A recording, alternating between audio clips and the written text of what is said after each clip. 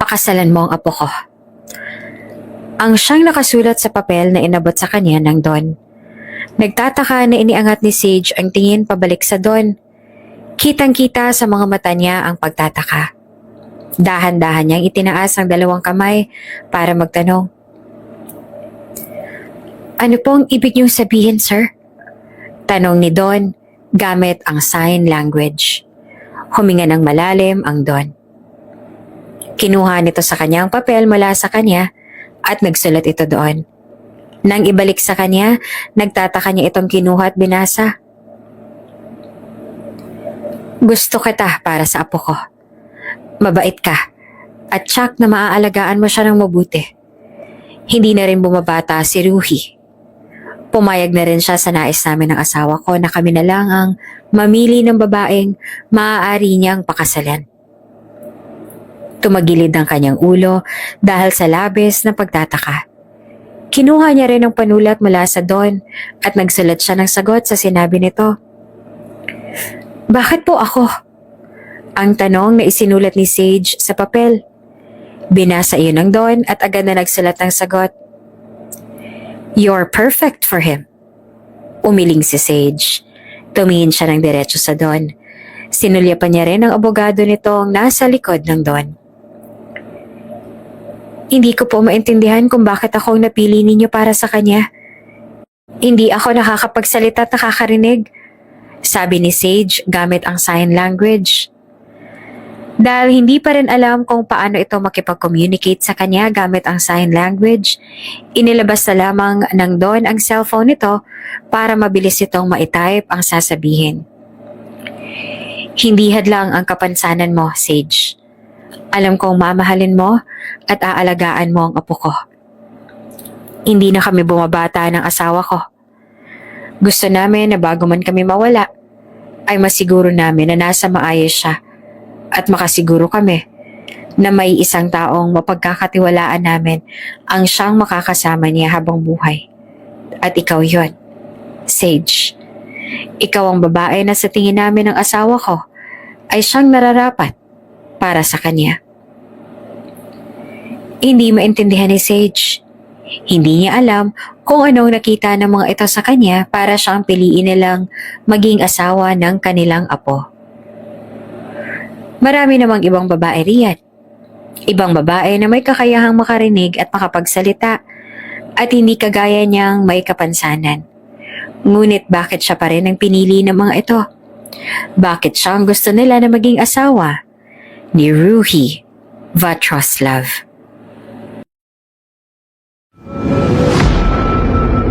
Bago ka pa lang sa channel na ito, Ate Jane TV, huwag kalimutang pindutin ang notification bell and subscribe button.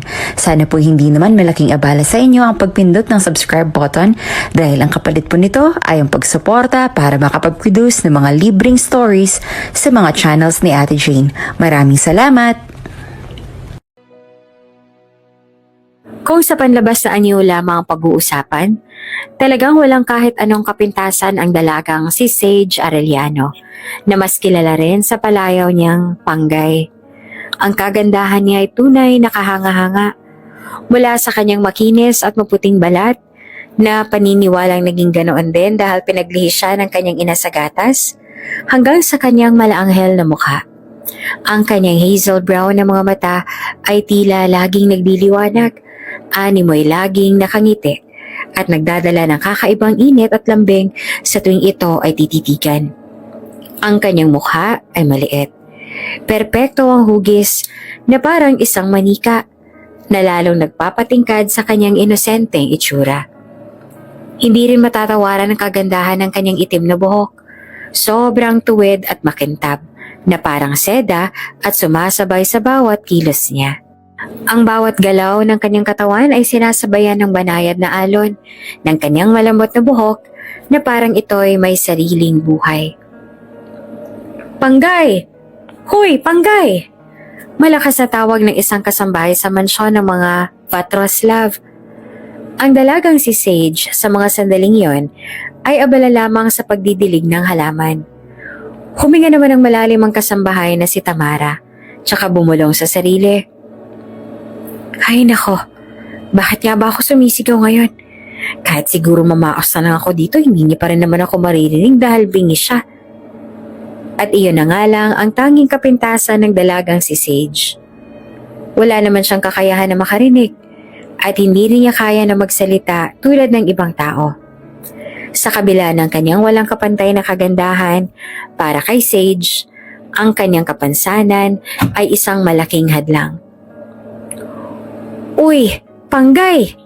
Naramdaman ni Sage ang hawak sa kanyang balikat kaya siya napalingon. Nang makita niya si Tamara ay agad din siyang napangiti dito.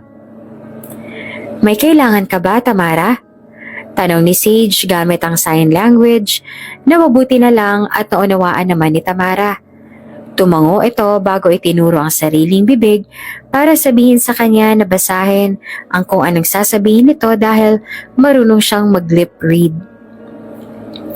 Pinapatawag ka ni Sir Ruhi. Iyon ang sinabi sa kanya ni Tamara. Tumango si Sage at agad niyang pinatay ang tubig sa hose na hawak. Kinuha rin ni Tamara ang hose sa kanya at nag-gesture ito na umalis na siya.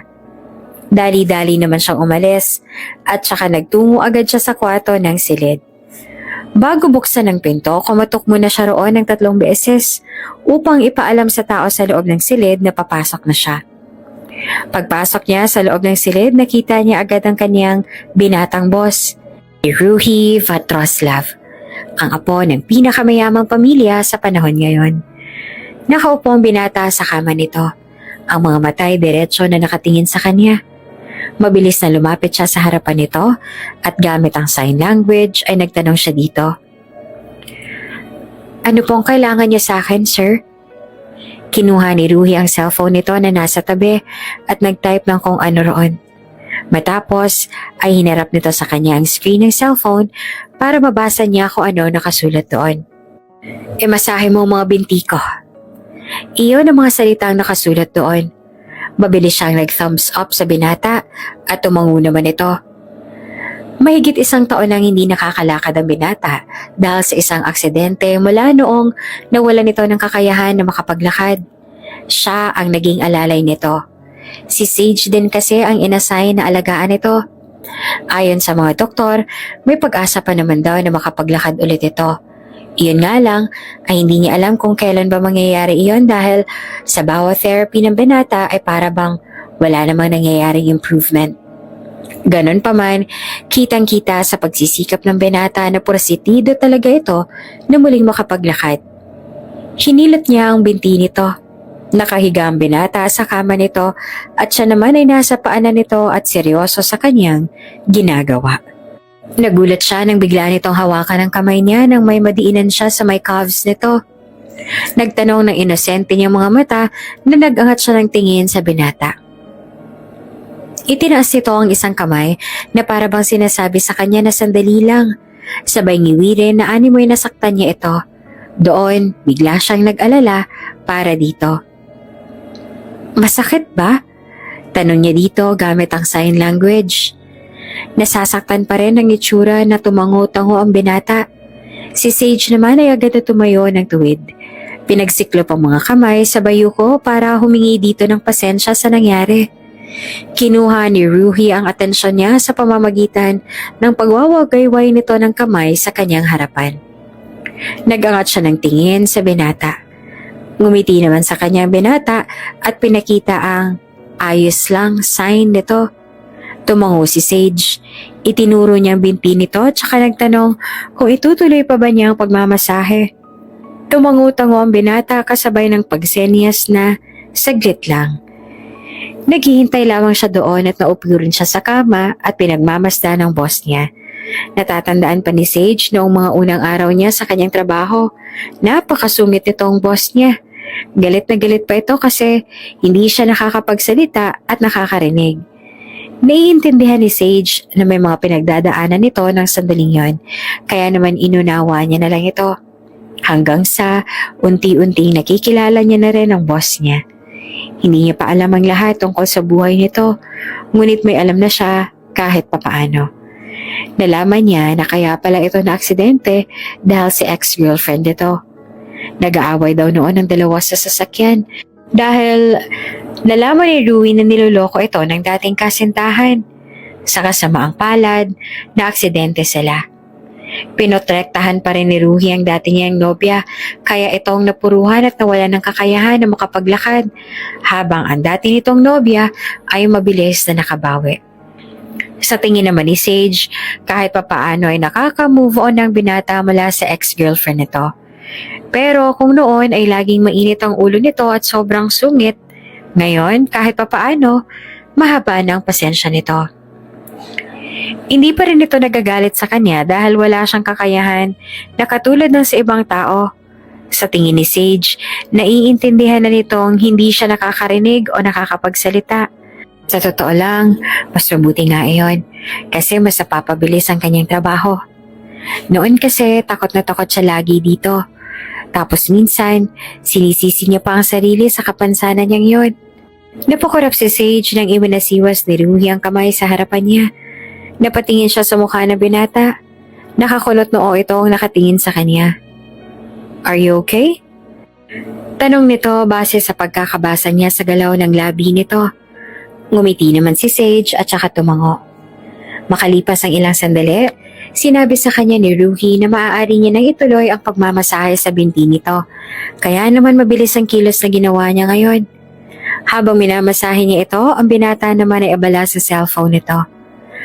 Abala ngayon si Sage sa pagtutulong sa mga gawain dito sa kusina. Mas pinili kasi ni Rui na magpahinga ngayong araw kaya naman wala siyang gagawin. Hindi siya sanay na wala siyang ginagawa kung kaya ay tumulong na lang siya dito. Naramdaman naman ni Sage ang pagkalapit sa kanyang balikat. Lumingon siya at nakita ang isa pa sa mga katulong ng mansyon, si Manang Marife. Itinuro sa kanya ni Manang ang labi nito para mabasa niya kung anong gusto nitong sabihin. "Hindi mo kailangan tumulong dito, Iha. Magpahinga ka na lang. Alam kong pagod ka." Sabi pa nito sa kanya. Umiling siya at saka nag-sign language. "Ayos lang po. Hindi naman po ako pagod. Wala rin po akong ginagawa."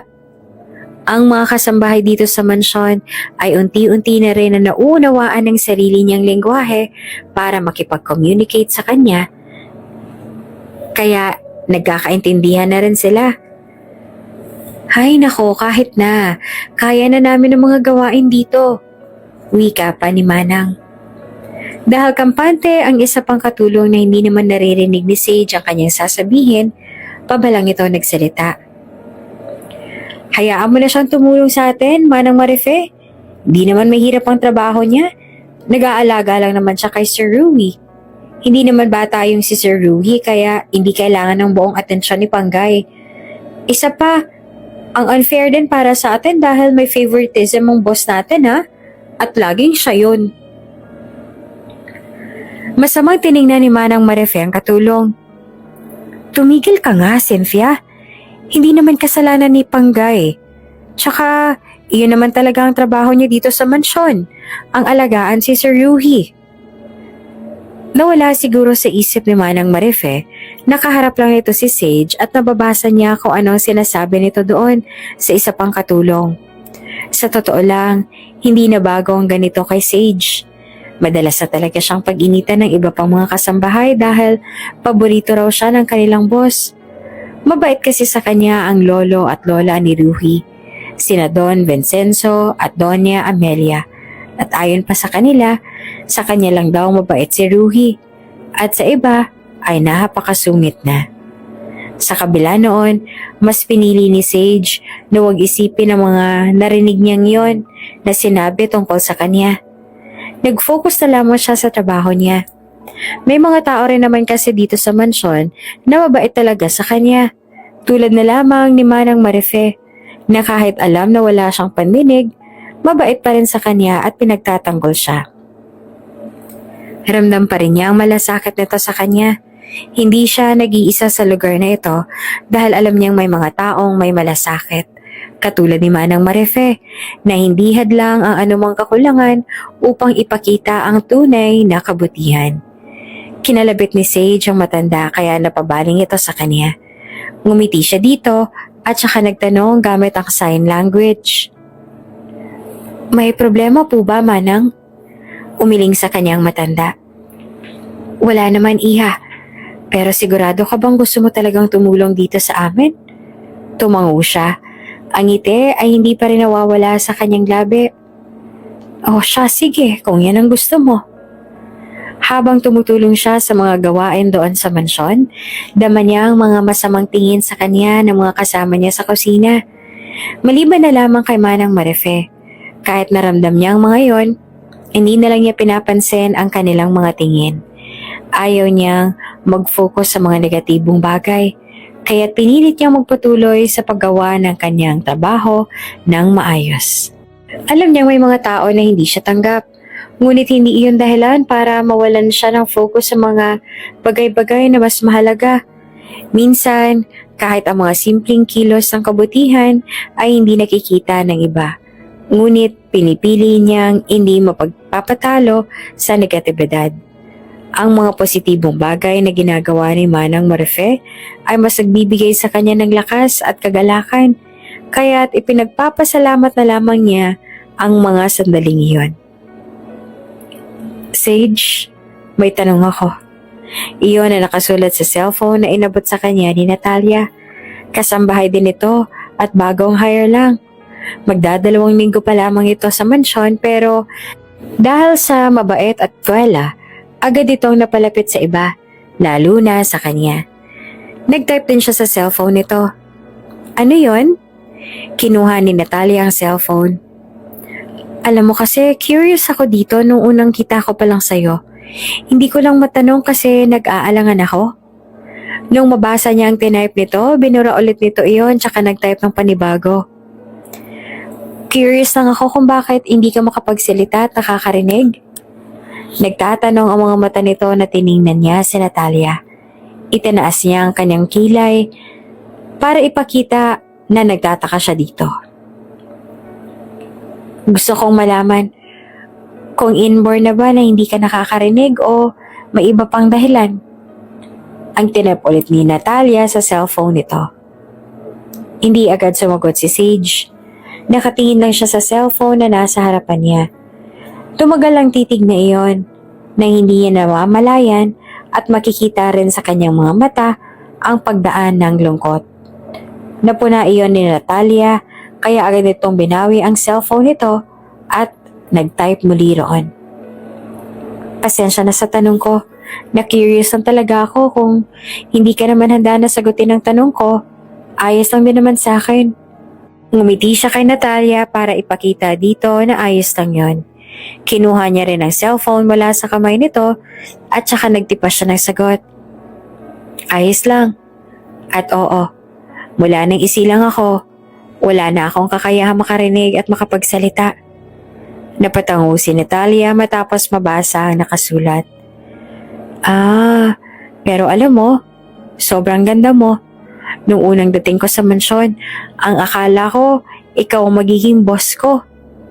Ngumiti at nagtitipa siya ng sagot. Salamat. Bakit nga pala panggayang palayaw mo kung Sage naman ang tunay mong pangalan? Tanong muli ni Natalia. Ang ibig sabihin nun sa probinsya namin ay palangga o mahal. Iyon ang tinatawag sa akin ng magulang ko nung nabubuhay pa sila. Hanggang sa iyon na rin ang naging palayaw ko. Ang paliwanag naman ni Sage. Wala na pala yung mga magulang mo? Lumamlam ang mga mata niya sa tanong na iyon ni Natalia. Ganun man ay sumagot pa rin siya. Oo, matagal na silang wala. Sino na lang ang kasama mo sa buhay? Tanong muli ni Natalia. Ang dalawa kong kapatid. Nasa tiyahe namin sila. Sagot niya. Dahil pareho silang abala, hindi rin nila napansin ang binatang si Ruhi na kanina pa sila pinagmamasdan. Pinapanood nito ang pagpapasa-pasahan nila ng cellphone para makapag-usap. Sa sumunod na linggo, ipinatawag siya ng lolo ni Sir Ruhi sa opisina nito dahil may mahalaga raw itong kailangang sabihin sa kanya. Wala siyang ideya kung ano ang sasabihin sa kanya ng matanda, ngunit sa loob ng opisina nito ay naroon din ang abogado nitong si Attorney Rezvin. Pakasalan mo ang apo ko. Ang siyang nakasulat sa papel na inabot sa kanya ng Don. Nagtataka na iniangat ni Sage ang tingin pabalik sa Don.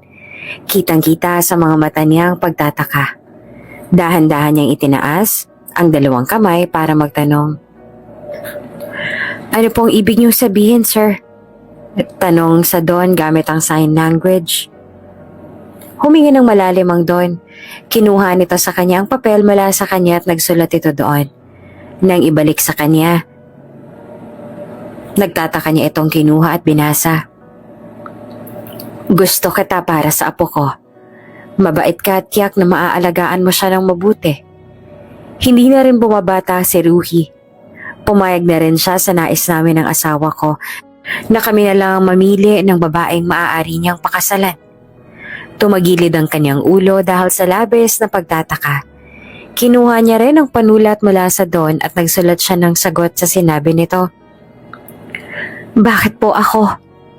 Ang tanong na isinulat ni Sage sa papel. Binasa iyon ng Don at agad na nagsulat ng sagot. You're perfect for him. Umiling si Sage. Tumingin siya ng diretso sa Don. Sinulyapan niya rin ang abogado nitong nasa likod ng Don. Hindi ko po maintindihan kung bakit akong napili ninyo para sa kanya. Hindi ako nakakapagsalita at nakakarinig. Sabi ni Sage gamit ang sign language.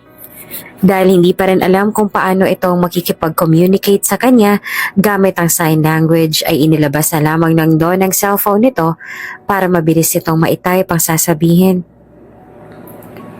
Hindi hadlang ang kapansanan mo, Sage.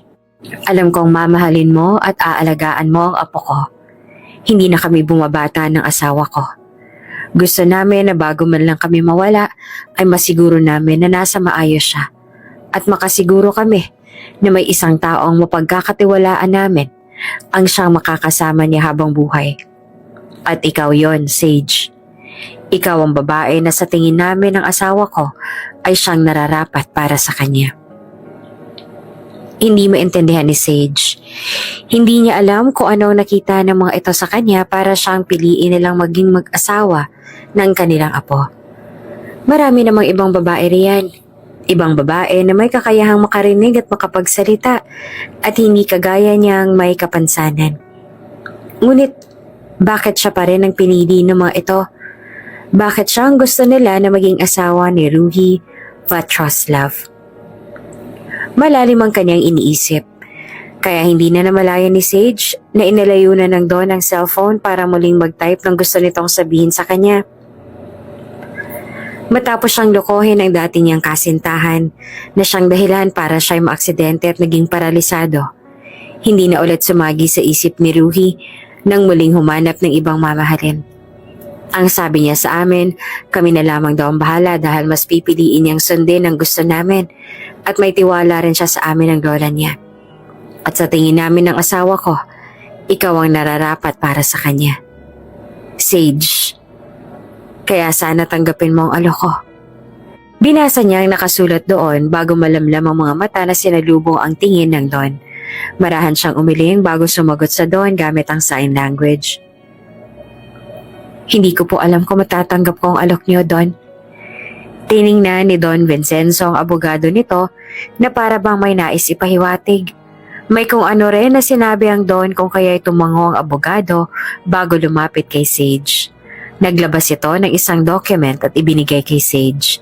Sumenya sa kanyang abogado na basahin ito kung ano ang nakapaloob sa document na iyon na siyang sinunod naman niyang gawin. Marriage Contract Proposal. Napakunot siya matapos mabasa ang title ng document na iniabot sa kanya. If Sage Arellano agrees to marry Ruhi Vatroslav, she will receive the following benefits upon the finalization of the marriage. Number 1, 50 million pesos in cash as a direct gift from Vincenzo and Amelia Vatroslav. Sa una pa lamang na nakasaad sa kasulatan, halos malaglag na ang panga ni Sage dahil sa labis na gulat. Hindi niya lubos akalain na ang pamilya Vatroslav ay nakahandang magbayad sa kanya ng ganong kalaking halaga para lamang sa kasal. Ipinagpatuloy ni Sage ang pagbabasa At palaki naman ang palaki ang kanyang mga mata dahil sa lahat ng naroon. House and lot. A property selected by Vincenzo and Amelia Vatroslav. 50% shares of Vatroslav Inc. Transferred ownership of half of the company's equity. A Lamborghini. A luxury vehicle gifted to Sage Arellano. Hindi makapaniwala, nag-angat siya ng tingin kay Don Vincenzo nang umiti naman sa kanya. Tumango pa ito na para bang sinasabi na ipagpatuloy niya lamang ang pagbasa sa mga nakasaad sa contract. A villa. A luxurious private residence in Makati. Hotel and resort in Cebu. Full ownership of a prime hospitality business. A private jet for personal and business use. 100 hectares of land in Masbate, titled under Sage Arellano's name. Gold investment, allocated as part of Sage's financial portfolio. And a cruise ship, a luxury ship under the Vatroslav Inc. brand. Ang 10 yon ay ang handang ibigay sa kanya ng mga Vatroslav kung sakali man natatanggapin niya ang kanilang anak. Ngunit, hindi pa rin maintindihan ni Sage kung bakit kailangan ay siya pa. At talagang nakahanda pa silang bayaran siya ng ganito kalaking halaga. Sumunod yung binasa ang terms and conditions ng contract. Number 1. The marriage must be legally binding and registered under Philippine law. Number 2. Sage Arellano agrees to abide by any prenuptial or postnuptial agreements that may be set by the Vatroslav family. Number 3.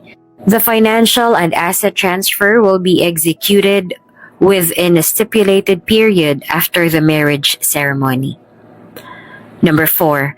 In the event of a divorce or annulment, terms for asset retention and division will be negotiated separately unless otherwise stated in a prenuptial agreement.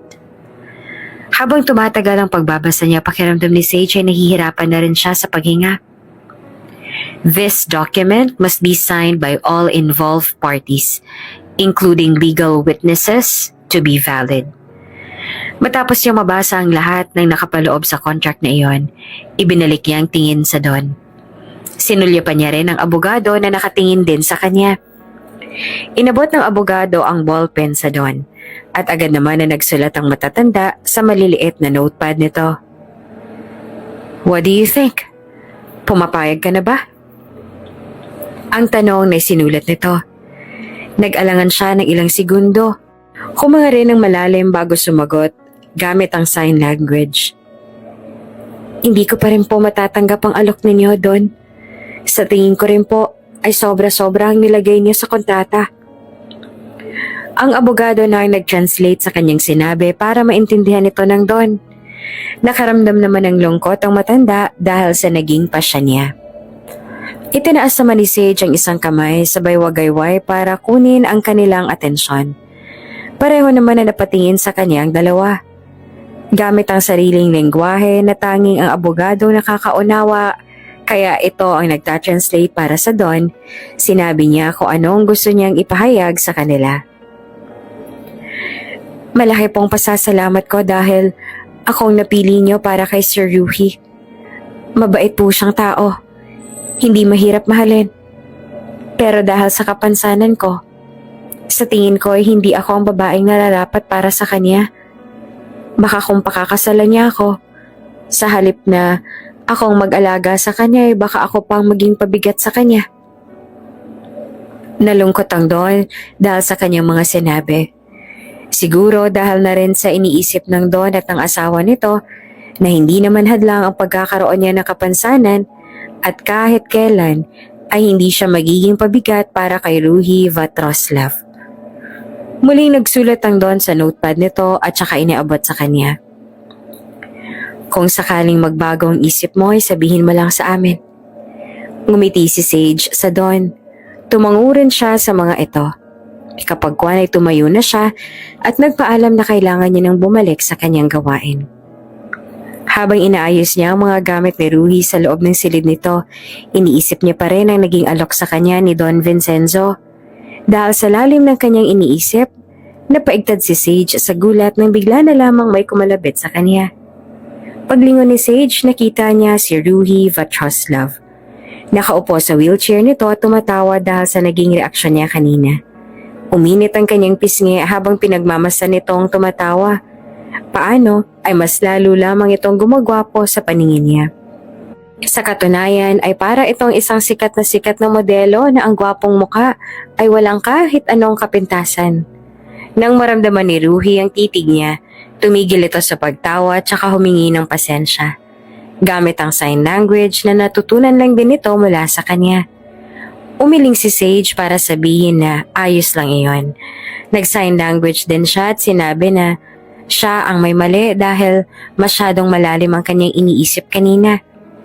Tumaas ang isang kilay ni Ruhi tsaka bahagyang tumagilid ang ulo na para bang nagtataka ito. Nilapit lalo nito ang wheelchair sa kanya. Kinuha ang kanyang kamay at nag-drawing doon ng question mark. Marahil ay nagtatanong kung anong iniisip niya. Ngunit siya ay sumagot dito na hindi naman mahalaga ang iniisip niya. Nagtaas kilay naman ang binata pero kapag kuwan ay tumango rin. Kinalabit niya ang binata sa balikat nito nang bumaling ang atensyon nito sa kortina na isinasayaw ng hangin. Ibinalik ni Ruhi ang tingin sa kanya at nagtaas ang isang kilay. Siya naman ay tinuro ang paa nito tsaka sumenya siya kung gusto nitong imasahin niya ang mga binti nito. Umiling si Ruhi at tinuro rin nito ang bibig. Sinasabing tumingin siya doon at basahin kung anong gusto nitong sabihin sa kanya. Darating ang physical therapist ko mamaya. Nang maintindihan niya iyon, tumaas ang isang kilay niya. Ngumiti at saka tumango rin sa binata bago siya nag-gesture dito na itutuloy niya na ang kanyang ginagawa na trabaho. Tumango-tango naman sa kanya ang binata bago pinagulong-gulong ang wheelchair palayo sa kanya at lumapit ito sa kortina na siyang tinitingnan nito kanina. Buo na ang desisyon ni Sage na hindi siya magpapakasal kay Ruhi Vatroslav dahil ayaw niya na maging pabigat siya para dito. Naisip niya kasi na malaking hadlang talaga ang kapansanan niya. Ngunit sadyang may mga pangyayari na hindi niya inaasahan. Ate, sinugod po sa ospital si Bunso. May malubhang sakit po siya. Ayon po sa doktor ay may aplastic anemia raw po siya. Kailangan niyang magamot sa lalong madaling panahon baka lumala po raw po ito. Paulit-ulit niyang binabasa ang message na natanggap niya mula sa nakababatang kapatid. Biglaan ang nangyari sa kanilang bunsong kapatid. Walang nakapaghanda tungkol dito. Hindi niya alam kung saan ba siya kukuha ng pera para maipagamot ang kapatid niya, lalo pat wala rin naman siyang naipon sa sinasahod niya dahil siya rin ang nagpapaaral sa dalawa niyang kapatid. Hindi nila pwedeng pabayaan ang kapatid niya. Hindi pwedeng lumala ng tuluyan ng sakit nito. Nangako siya sa kanilang mga magulang na gagawin niya ang lahat sa abot ng kanyang makakaya para lang mairaos niya ang kanyang mga kapatid na naiwan sa kanya. Huwag kayong mag-alala. Gagawa ko ng paraan para maagapan natin ang sakit niya. Ang reply na sinend ni Sage. Maya-maya pa ay nakatanggap ulit siya ng mensahe mula sa kapatid niya. Salamat po ate. Noong lumipas ang 3 araw at wala pa rin siyang naisip na pwedeng gawin at hindi niya pa rin alam kung saan ba siya kukuha ng sapat na pera para sa pagpapagamot ng kanyang kapatid, naisip ni Sage na lumapit na lang siya sa mga Vatroslav. Kasalukuyang kaharap niya ang lolo at lola ni Ruhi Vatroslav. Pareho silang seryoso na nakatingin sa kanya at naghihintay kung ano ang sasabihin niya. Isa-isa niyang tiningnan ang mga kasama sa silid bago niya inaabot ang cellphone na nakapatong sa mesa. Tinype niya roon kung ano ang nais niyang sabihin sa mga ito. Tungkol po sa offer niyo sa akin noon, pwede pa rin po bang magbago ang isip ko? Nang mabasa iyon ng mag-asawang matanda, ay pareho silang napangiti. Tumango agad sa kanya si Don Vincenzo. Kailangan po kasing ipagamot ang kapatid ko. May sakit po siya, kaya tatanggapin ko po ang offer ninyo sa akin. Muling nagkatinginan ng mag-asawa na pareho pa rin napapangiti sa kanya. Oo naman, pwedeng-pwede mo pa rin natanggapin ang alok namin.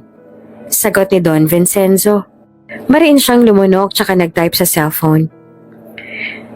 Kailan po magiging kasal? Kinuha ni Doña Amelia ang cellphone mula sa kanya para ito ang sumagot.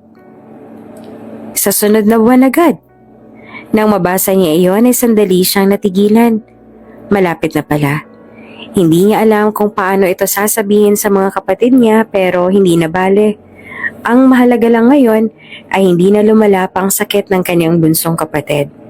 Sigurado siya na maintindihan naman nila ang rason kung bakit niya gagawin ang bagay na ito.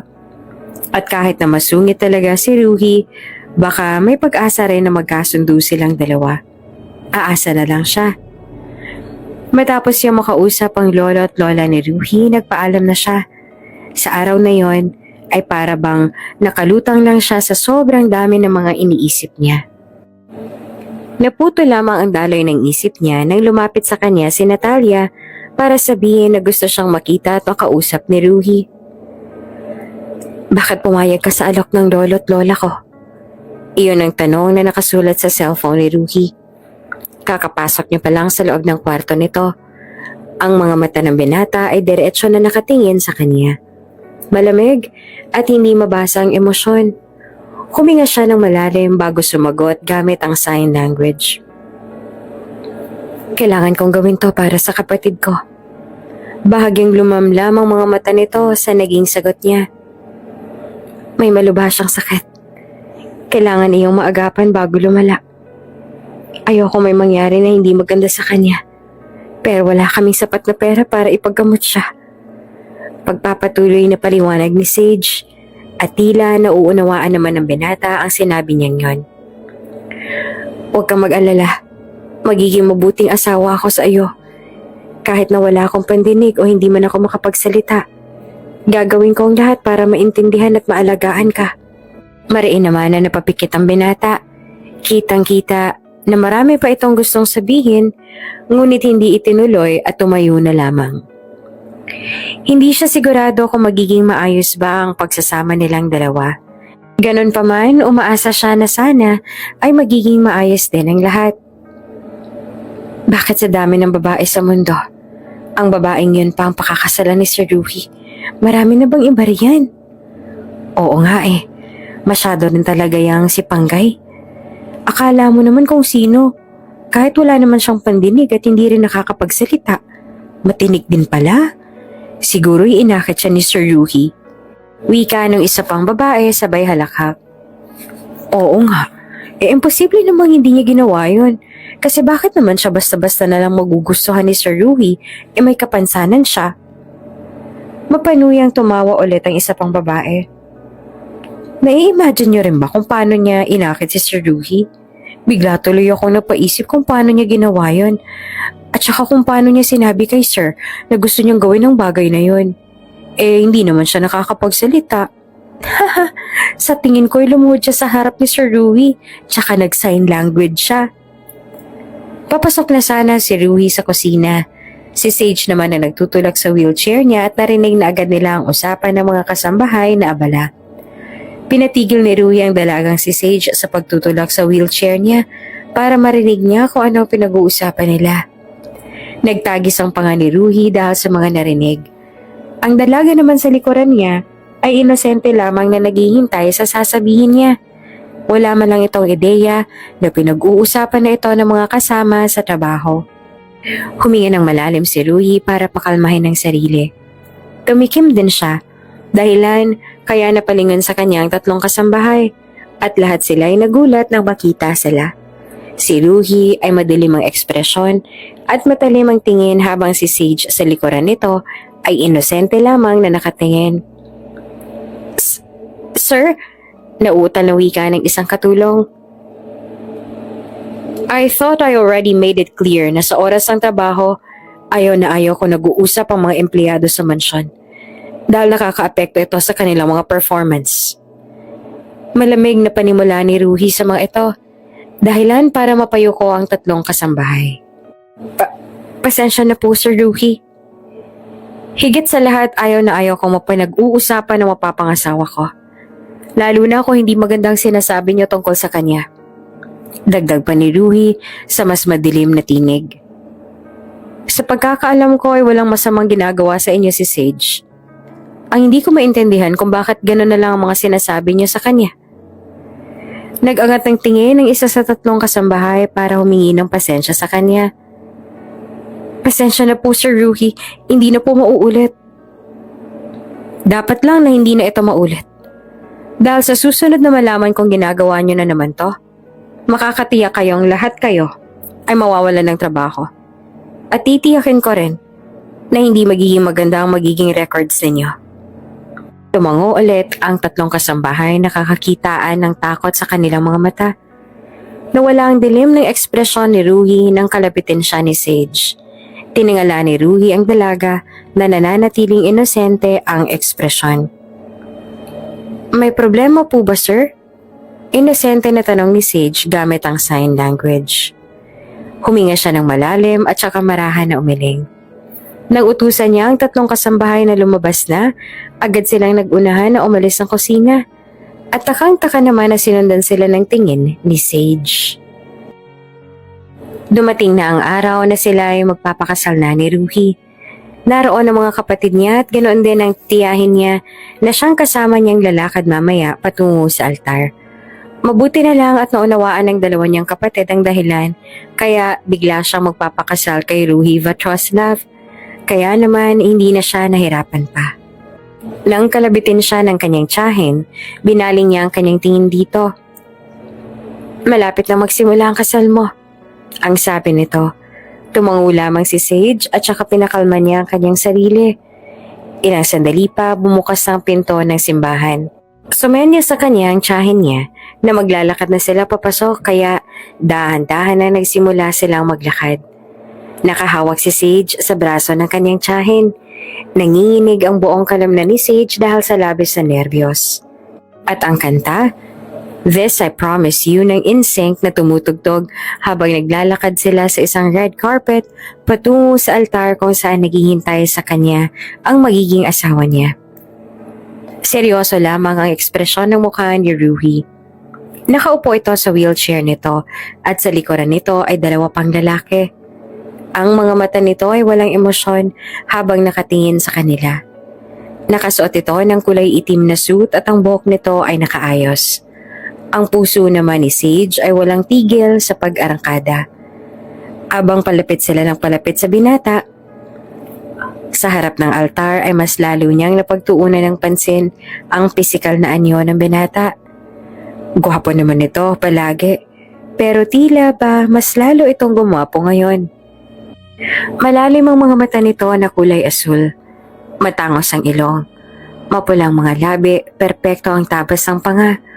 Maiksi ang tabas ng itim na buhok at pwede itong ihilera sa mga gwapong artista at modelo na napapanood niya sa telebisyon. Nang makalapit sila, saka lamang umiti ng bahagya sa kanya ang binata. Kinuha nito ang kamay niya mula sa kanyang tiyahin. Itinuro ni Ruhi ang labi nito para sabihin na basahin niya kung anong sasabihin nito. Tumango naman siya at pinagmasdan nito. Are you okay? Iyon ang tanong na sinabi nito. Pilit naman siyang umiti. Huminga rin ng malalim at gamit ang sign language ay sumagot siya. Kinakabahan ako. Bahagya itong umiti sa kanya sabay sabi. Don't be. Umalis na ang kanyang tiyahin at tumungo na sa upuan na nakalaan para dito. Habang magkahawak kamay na humarap silang 2 sa pare. Kabado pa rin si Sage. Ramdam niya nga na basa na ang kanyang kamay dahil sa labis na nerbiyos. Natatakot siya magkamali o makagawa ng bagay na ikapapahiya ni Ruhi. Lihim niyang sinulyapan ang lolo't lola ni Ruhi na parehong may ngiti sa labi habang nakatingin sa kanila. Nang mapansin nila ang takot sa kanyang mga mata, ngumiti pa sila lalo. At saka tumango sa kanya na para bang sinasabi ng mga ito sa kanya na magiging maayos lamang ang lahat. Ilang saglit pa ay nagsimula na nga ang seremonya. Mas kakaiba ang kasal na yon kumpara sa kasanayan dahil mayroong interpreter para mas maintindihan niya kung anong mga nangyayari. Parehong I do ang kanilang sagot ni Ruhi hanggang sa nagpalitan na sila ng singsing.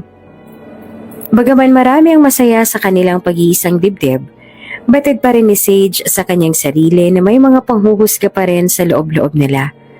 Marahil ay iniisip nila kung bakit sa dami ng ibang babaeng mas karapat-dapat, siya pang napili ni Ruhi na pakasalan. Noong Kiss the Bride, si Sage ang yumuko. Dahil hindi niya pa alam kung paano ang tamang paghalik dahil wala pa naman siyang nagiging first kiss. Ang ginawa niya ay ikinulong niya sa kanyang mainit na palad ang mukha nito at saka pinagdikit ang kanilang labi. Naramdaman niya ang pagiti ni Ruhi. Siguro dahil sa alam nito na hindi niya alam kung paano humalik at masasabi rin kaagad ngayon dahil habang magkadikit ang labi nila ay hindi man lang niya ginagalaw ang labi niya at kung hindi pa siya kinalabit ng kanyang asawa, hindi niya papaglalayuin ang labi nilang dalawa. May kislap sa mga mata na nagsalita ito na nababasa niya base sa pagbuka ng labi nito. It's okay, ang siyang sabi ni Ruhi. Tumango si Sage at saka tumayo na ulit ng tuwid.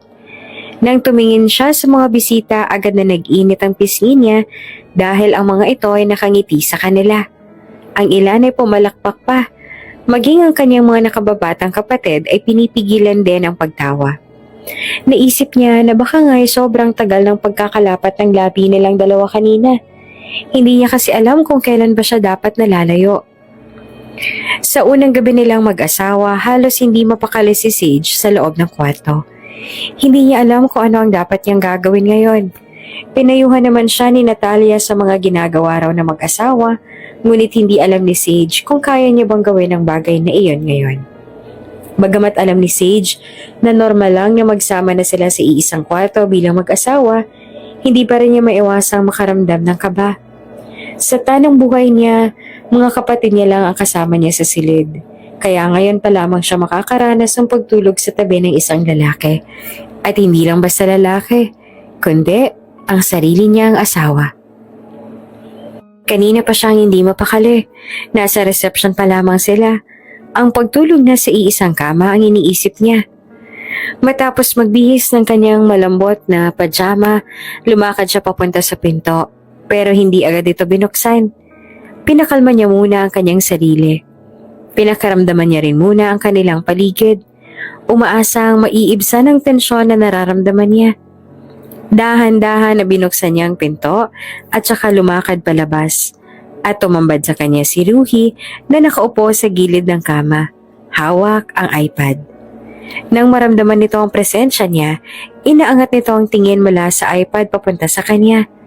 Isang banayad ng ngiti ang sumilay sa mga labi ni Ruhi at ganon din ang ginawa ni Sage. Lumapit si Sage sa kanyang asawa. Hindi naman ito inaalis ang pagkakatitig sa kanya. Nang makalapit siya, dinampot ni Ruhi ang Apple Pen nito para isulat ang itatanong sa kanya. Magpapahinga ka na ba? Ang tanong ni Ruhi. Kaagad na sumagot si Sage gamit ang sign language. Oo, ikaw rin ba? May trabaho pa akong kailangan tapusin. Ang sagot na isinulat nito. Napakunot ang kanyang noo, pero malalim na ang gabi. Pagod ka na rin sa dami ng kailangan gawin kanina. Tingin ko'y kailangan mo na rin magpahinga. Ang sabi niya dito gamit ang sign language. Ngumiti sa kanya si Ruhi sabay tango, na para bang sinasabi nito sa kanya na magpapahinga na nga ito. Itinuro niya naman ang kama at saka nagtanong kung doon din ba ito matutulog. Sumagot si Ruhi ng tango tsaka may isinulat ulit ito sa iPad nito. Pero kung hindi ka komportable na katabi ako, sa couch na lang ako matutulog. Agad na umiling si Sage at mabilis na sinenyasan si Ruhi. Ayos lang ako, mas gusto ko na magkatabi tayo. Napalunok siya ng laway pagkatapos gawin ang huling bahagi ng senyas. Pilit na pinipigilan ang nanginginig niyang kamay. Gusto niyang ipadama kay Ruhi na ayos lang siya. Kahit na sa loob-loob niya ay may kaunting kaba pa rin. Bahagyang dumaan ang pag-aalala sa mga mata nito. Agad din itong nagsulat sa iPad at muling ipinakita sa kanya. Are you sure? Ang tanong na isinulat nito na sinagot niya naman ng pagtango. Isang banayad ng ngiti naman ang sumilay sa labi ni Ruhi. Ibinaba nito ang hawak na iPad bago umusod ng upo sa kama para bigyan siya ng space sa tabi nito. Napangiti rin si Sage at agad siyang lumapit at naupo roon.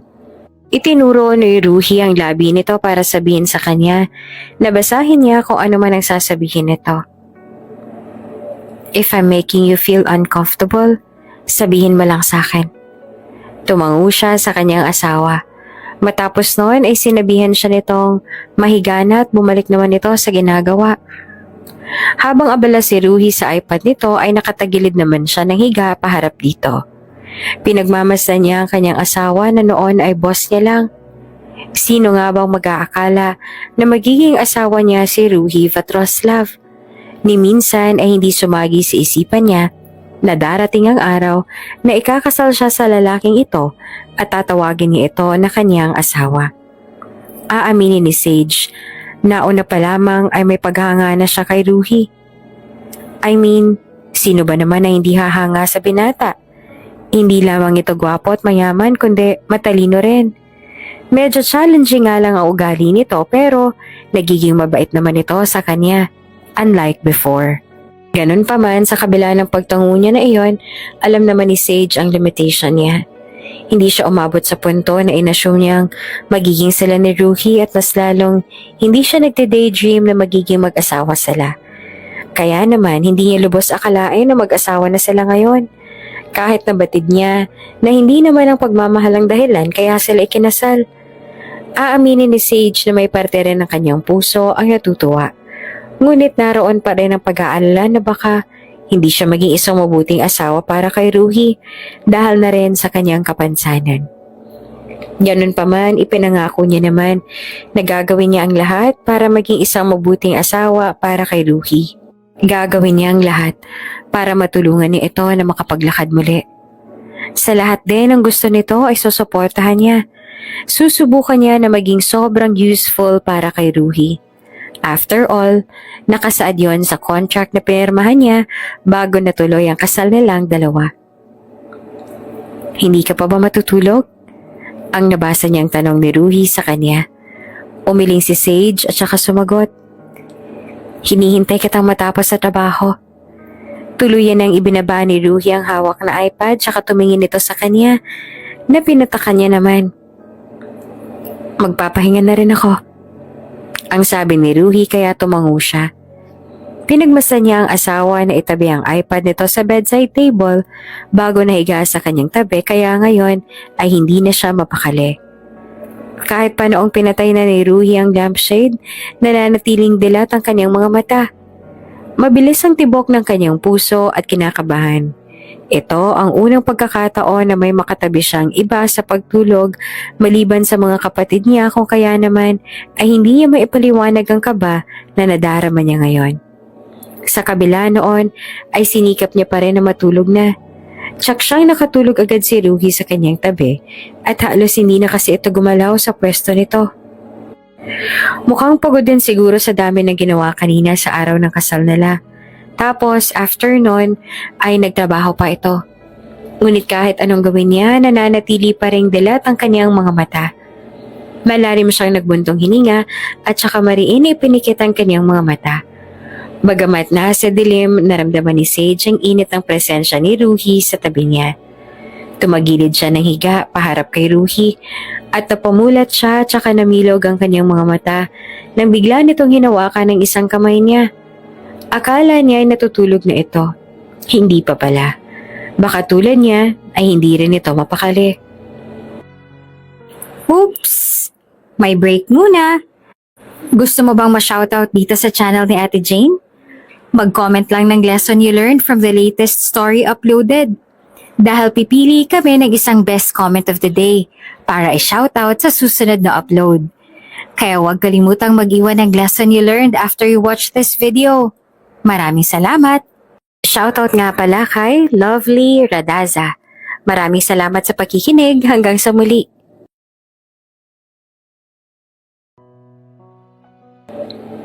Good night, Sage.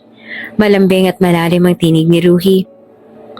I know you can't hear me, but don't worry. I promise.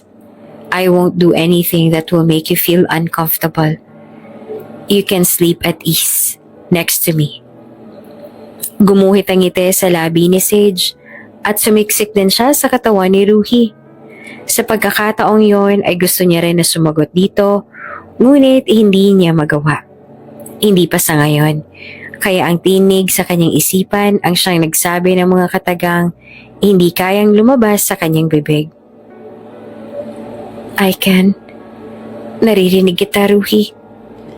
Alam ko ang lahat. At maraming salamat. Pinikit muli ni Sage ang kanyang mga mata nang maramdaman ang paghalik nito sa kanyang ulo, sabay mahinang bumulong ng Good night, my wife. Good night, Ruhi. Ang siyang sagot naman ni Sage sa kanyang isipan. Sa unang pagkakataon ng gabing yon, hindi niya alintana ang dilim o ang kaba. Sa halip ay naramdaman niya ang init ng kanyang asawa. Ang proteksyon na dulot nito. Sa unang pagkakataon nakatulog siyang may kapiling. Kinabukasan nagising si Sage na may kakaibang pakiramdam. Parang may mabigat at mainit na nakadikit sa kanya. Napatingin siya sa paligid at natigilan na mapagtanto ang sitwasyon. Nakayakap sa kanya ang kanyang asawa at nakasubsob pa ang mukha nito sa kanyang dibdib. Mahimbing pa rin ang tulog. Ramdam niya ang bigat ng mga bisig ni Ruhi na mahigpit na nakapulupot sa kanyang katawan. Saglit siyang natulala. Hindi makapaniwala sa posisyon nilang dalawa. Agad niya ring naramdaman ang bilis ng pagtibok ng kanyang puso. Kahit pamalamig naman sa kanilang silid dahil nakabukas ang aircon at maaga pa. Dama ni Sage ang pag-iinit ng kanyang pisngi. Halos hindi niya maintindihan ang sariling reaksyon. Lalong bumilis ang tibok ng puso niya nang mapagtanto niya na napakalapit ng mukha ni Ruhi sa kanya. Ang mainit na hininga nito ay dumadampi sa kanyang balat. Marahan siyang tumingin kay Ruhi na payapa namang natutulog pa rin. Napansin niya ang banayad na pagtaas-baba ng dibdib nito at ang malalim na paghinga. Senyales na mahimbing pa ang tulog ng kaniyang asawa. Ayaw niya pang gisingin si Ruhi. Ngayon niya lang ito makitang matulog ng ganitong kahimbing. At maaga pa naman, hindi pa nito kailangan simulan ng araw. Kung kaya naman ay dahan-dahan niyang sinubukan na alisin ang mga braso nito mula sa pagkakayakap sa kanya. Maingat siyang umalis sa yakap ni Ruhi. Pinipilit na hindi ito magising. Habang unti-unti siyang lumalayo, naramdaman niya ang tuluyang pagbilis ng tibok ng kanyang puso. Parang sasabog sa kaba. Nagtungo siya sa gilid ng kama at saglit na naupo. Pinipilit pakalmahin ang sarili. Napahawak si Sage sa kanyang dibdib. Ramdam pa rin ang mabilis sa pintig ng kanyang puso. Hindi siya makapaniwala sa nangyari. Pero sa kabila ng kaba, may kaunting ngiti na sumilay sa kanyang mga labi. Tahimik niyang pinanood si Ruhi mula sa gilid ng kama. Inaalala ang init ng yakap nito. Sandaling nanatili siya doon bago tumayo at nagpasya na maghanda na ng umaga. Matapos makapag-ayos ng sarili at makapagpahinga ng kaunti mula sa nakakagulat na umaga, naisip ni Sage na sorpresahin si Ruhi ng almusal sa kama. Gusto niyang ipakita sa kanyang asawa kung paano siyang mag-alaga. Kahit sa mga simpleng bagay lamang. Lagi niya naman itong inaalagahan kahit pa noong hindi pa sila mag-asawa. Pero syempre, mas iba ngayon kasi kasal na sila. Maingat niyang inihanda ang tray ng almusal. May kasamang itlog, tinapay at kape. Dinala niya ito pabalik sa kanilang kwarto. Pagbukas niya ng pinto, nakita niyang gising na si Ruhi. Nakaupo na ito sa kama. Bahagyang naguguluhan habang nakatingin sa kanya. Natigilan si Ruhi nang makita ang tray ng pagkain na dala ni Sage. Good morning, sabi ni Ruhi. Nagtataka kung bakit may daladalang almusal si Sage at itinuro nito ang tray na hawak niya. Bakit mo pa ito dinala dito? Pwede naman tayong kumain sa labas. Ngumiti si Sage at tahimik na inilapag ang tray sa bedside table. Pagkatapos ay humarap siya kay Ruhi. Gamit ang sign language upang ipaliwanag ang kanyang ginawa. Ganito ako mag-alaga ng asawa. Ang maikli, ngunit makahulugang mensahe niya. Natulala naman si Ruhi sa sinabi ni Sage. Hindi agad ito nakapagsalita o nakapag-react. Tila napako ang tingin nito sa asawa. Pagkatapos ng ilang sandali, isang malambing na ngiti ang sumilay sa labi ni Ruhi. Salamat, Sage. Ang tangi na sambit nito habang tinitingnan ng asawa. Tumango naman si Sage na nakangiti pa rin. Sumenyas din siya sa asawa na wala lang ang kanyang ginawa. Matapos mag-almasal ni Ruhi, tinulungan niya ulit ito na makaupo sa wheelchair nito para lumabas sila at makapagpainit pa at pagpakahangin. Isang malaking ingay ang biglang bumulabog sa hardin dahil nahulog ang isang kasambahay, ang isang paso. Dahil doon ay bahagyang napapitlag naman si Sage na ipinagtaka ni Ruhi. Nagtatanong na nakatingala ito sa kanya. Marahil ay naguguluhan kung bakit siya nagulat gayong hindi naman siya nakakarinig. Inosente naman na tiningnan ni Sage ang asawa at saka nagtanong dito gamit ang sign language kung bakit ito nakatingin sa kanya. Are you okay? Bakit nagulat ka? Ang tanong na nabasa niya base sa buka ng labi ni Ruhi. Ngumiti siya at ipinaliwanag ang dahilan. May kumagat sa akin. Sagot niya gamit ang sign language. Tumango naman si Ruhi at naniwala sa sinabi niya. Itinoon na ulit nito ang tingin sa harap tsaka sinabihan ng kasambahay na nakahulog ng paso na linisan agad iyon. Si Sage naman ay bahagyang nakahinga ng maluwag. Paglipas ng ilang sandali ay kinalabit niya ang kanyang asawa na tiningala naman siya. Magtatrabaho ka ba ulit mamaya? Tumango si Ruhi bilang tugon. Pero hindi ka ba pagod? Hindi ba't ang sabi sa'yo ni Don Vincenzo ay sa sunod na araw ka na lang magtrabaho para makapagpahinga ka muna? Itinuro ni Ruhi ang labi nito kaya doon siya tumingin. I will be fine. We're flying to Japan next week for our honeymoon. Kailangan kong matapos ang ibang mga trabaho ko.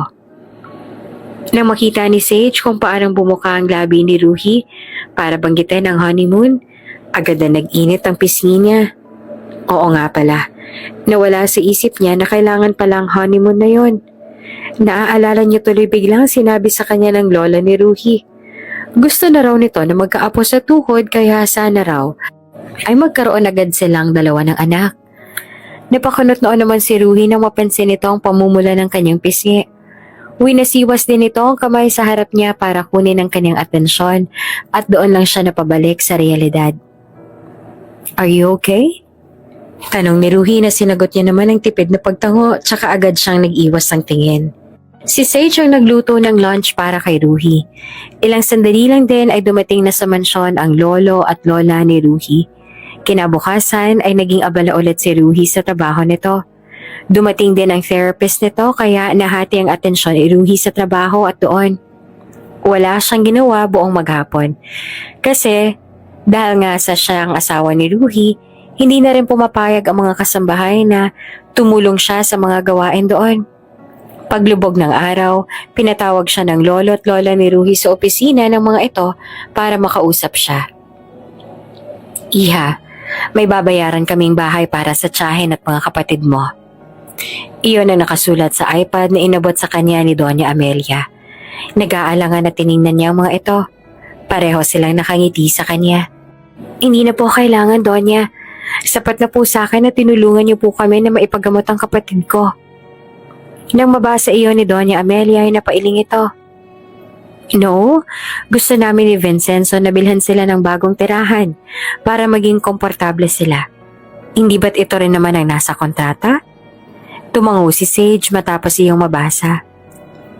Pero nakakahiya naman po sa inyo. Ayos lang yon, Iha. Parte na rin ng ating pamilya ang mga kapatid mo. Kaya gusto namin na maging maayos din sila. Bagaman nag-aalangan pa siya, tumango na lamang siya bilang pagpayag.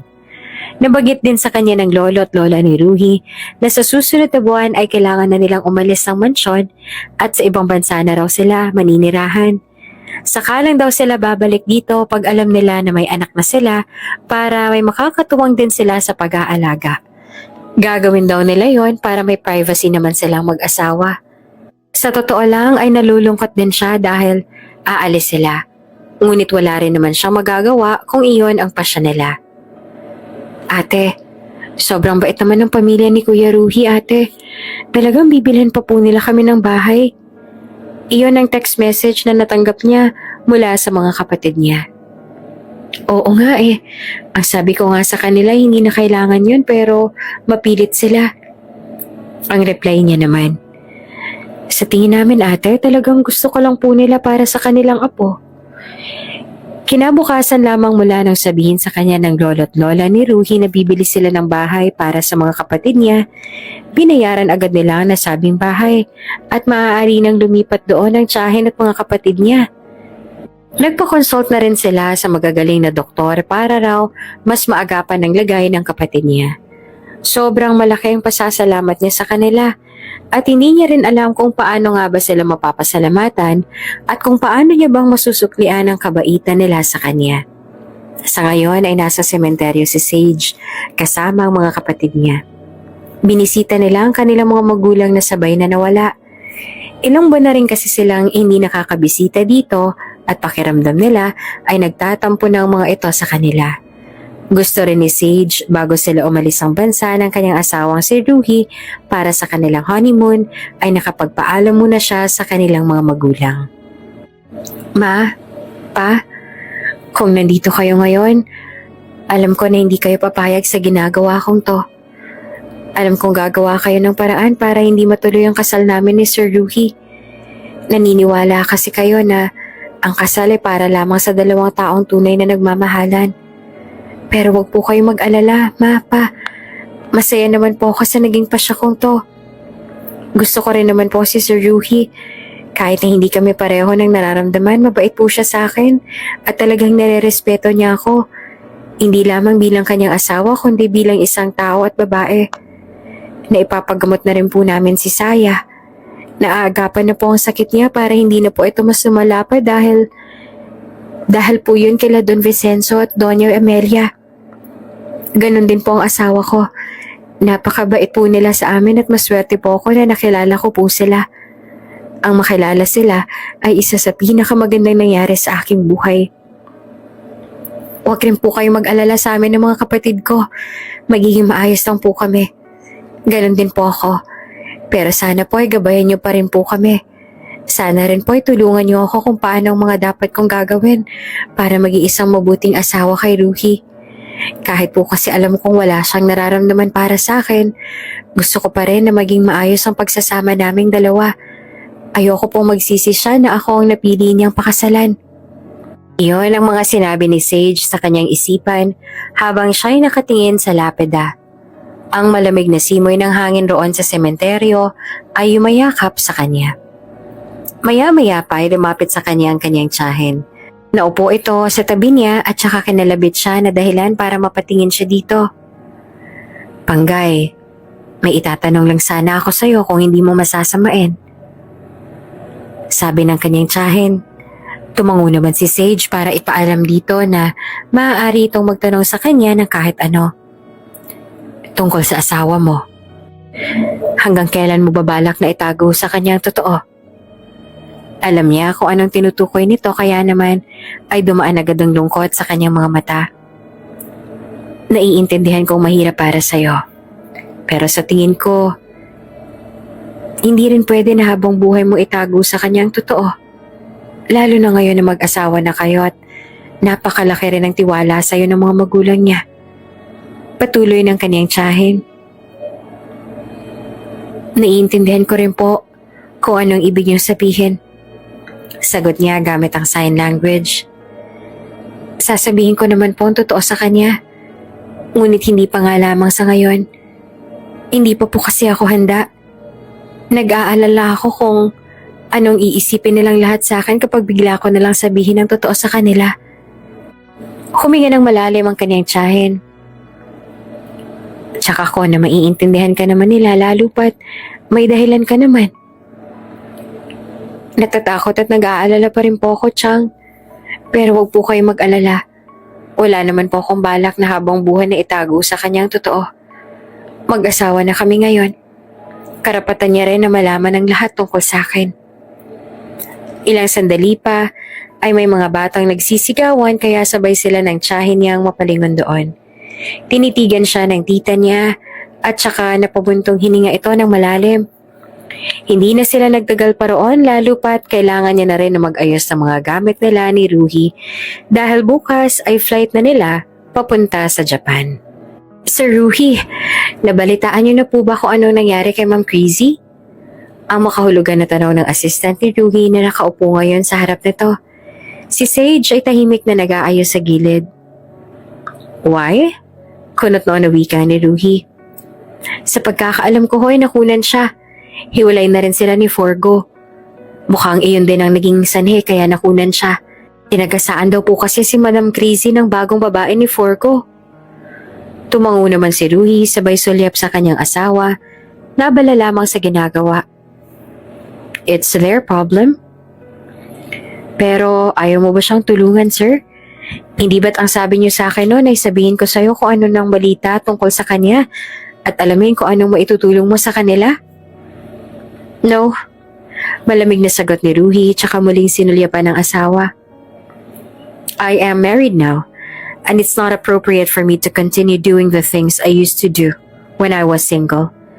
My priorities have shifted, and I need to focus on my wife and our life together. Tiningnan din ng assistant si Sage at saka napatango ito. You're right, sir. You should focus more on your wife. Continuing to care about your ex-lover could be seen as emotional cheating, and your wife deserves better than that. Pahayag ng assistant na ikinatango niya naman. Yeah. Seryosong tinignan ni Ruhi ang assistant at tumagal ang pagkakatitig sa kanyang asawa. Siya nga pala. Nagawa mo na ba ang lahat ng pinapagawa ko sa'yo? Bukas ang alis namin ng asawa ko. Opo sir, nagawa ko na po lahat. That's good. Katulad ng nasa plano, umalis sila patungo sa Japan para sa kanilang honeymoon. Magtatagal sila roon ng 1 linggo.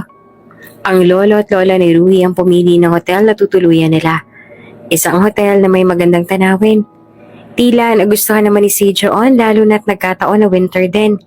Kitang-kita niya sa mga mata nito ang kislap ng tuwa.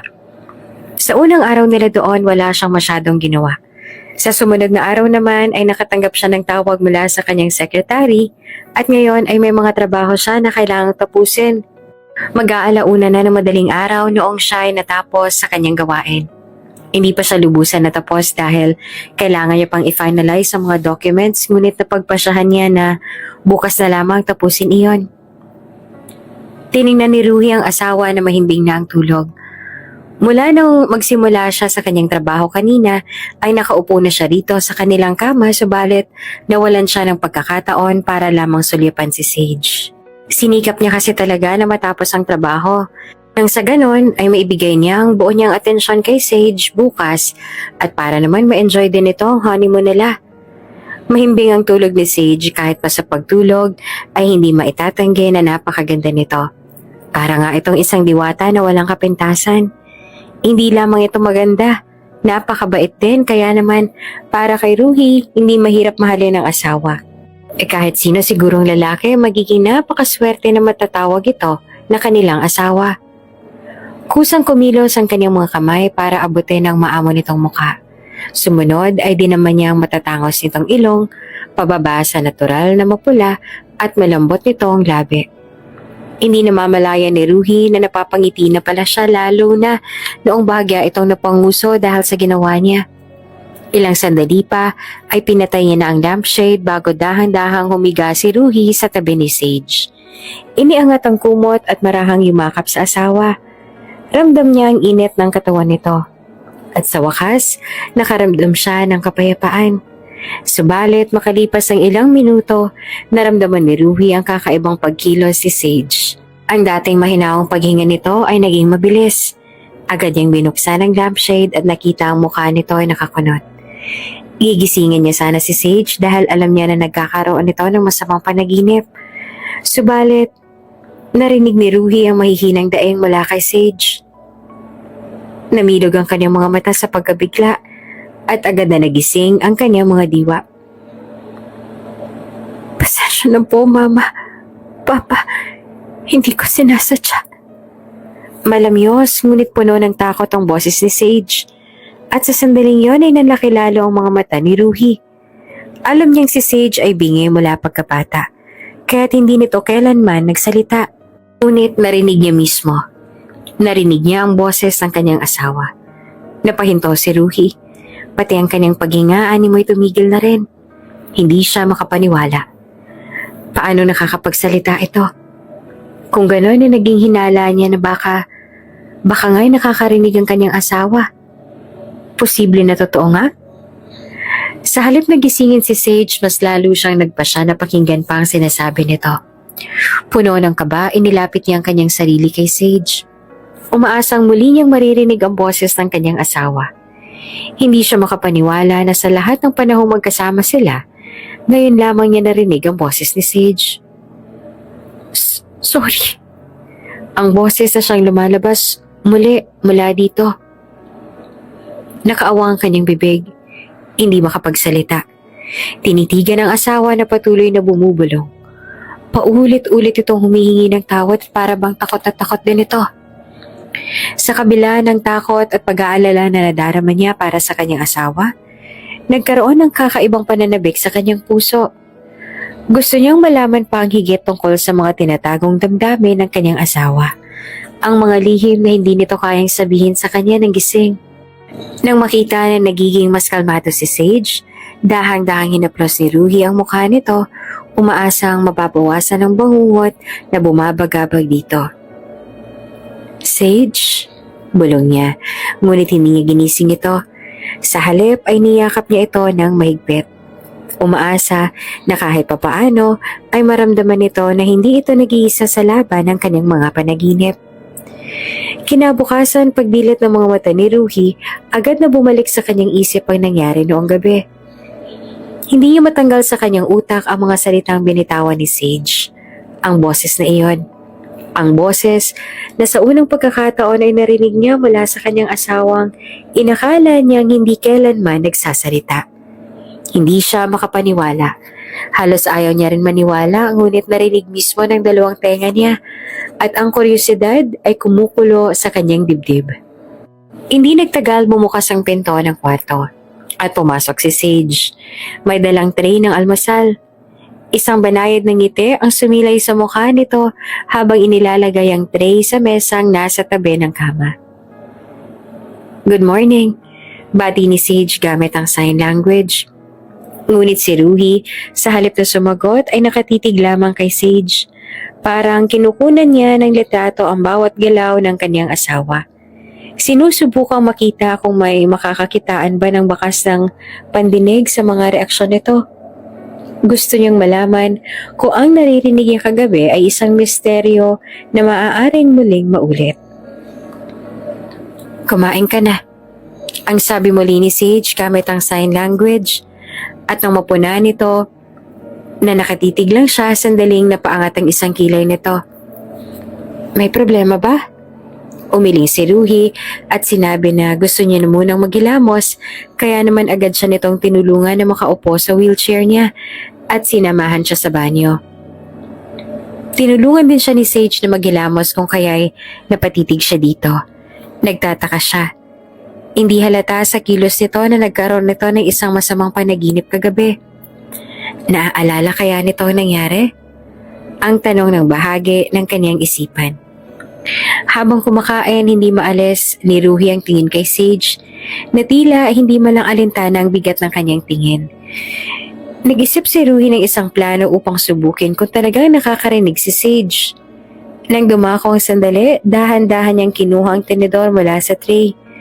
Nagkunwaring aksidenteng nahulog ito sa sahig.